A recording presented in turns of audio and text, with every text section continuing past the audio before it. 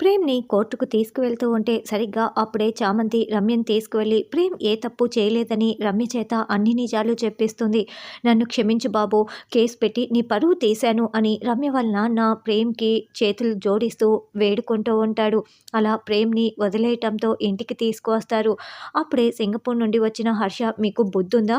ప్రేమ్‌కి కనీసం బెయిలైనా ఇప్పించకుండా వాడు తప్పు చేశాడని ఎలా మాట్లాడుతున్నారు? ఇప్పుడు చూడండి, టీవీలో న్యూస్ వస్తుంది. ప్రేమ్ ఏ తప్పు చేయలేదని.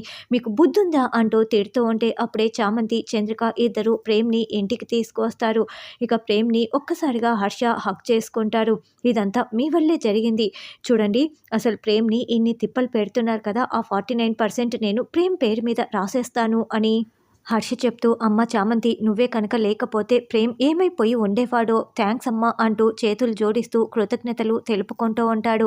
"డాడ్, వీడు కారు నడపడం మొదలుపెట్టిన మూడో రోజుకే జైలు పాలయ్యాడు. ఇలాగే వదిలేస్తే ఇంకెన్నిసార్లు మీరు కోర్టుల చుట్టూనే తిరగాల్సి వస్తుంది. కాబట్టి ఆ 49% నా పేరు మీదే రాయాలి" అని అరుణ్ అంటాడు.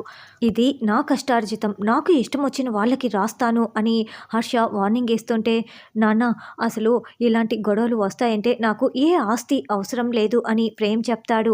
"లేదు, ఇక 48 డేస్ మాత్రమే మిగిలి ఉంది. ఈ లోపల వాణ్ణి నిరూపించుకోమను" అని అరుణ్ చెప్తాడు. అలాగేనంటూ హర్ష అంటాడు.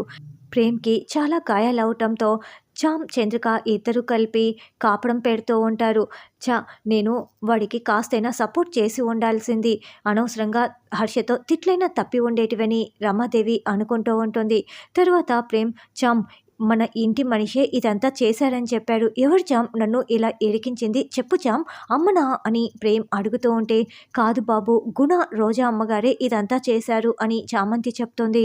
"ఏంటి, వాళ్ళిద్దరూ కలిపి నాపై ఇలా కుట్ర చేశారా? నేను వాళ్ళని అస్సలు వదిలిపెట్టను" అని ప్రేమ్ ఉగ్రరూపం చూపిస్తూ ఉంటే, "వదిలిపెట్టద్దు బాబు, అవకాశం కోసం ఎదురు చూడండి, వాళ్ళని అస్సలు వదిలిపెట్టద్దు" అని చామంతి అంటుంది. తరువాత రోజా, నీ పీడ నాకు ఇప్పుడు విరగడవుతుందే, నిన్ను బాగా కొట్టాలని ఉంది, కుమ్మేయాలని ఉంది, విరగ్గొట్టాలని ఉంది" అని రోజా అనుకుంటూ ఉంటే సరిగ్గా అప్పుడే చామ్ కర్ర తీసుకొచ్చి రోజాని కుమ్మేస్తూ చావగొడుతూ ఉంటుంది.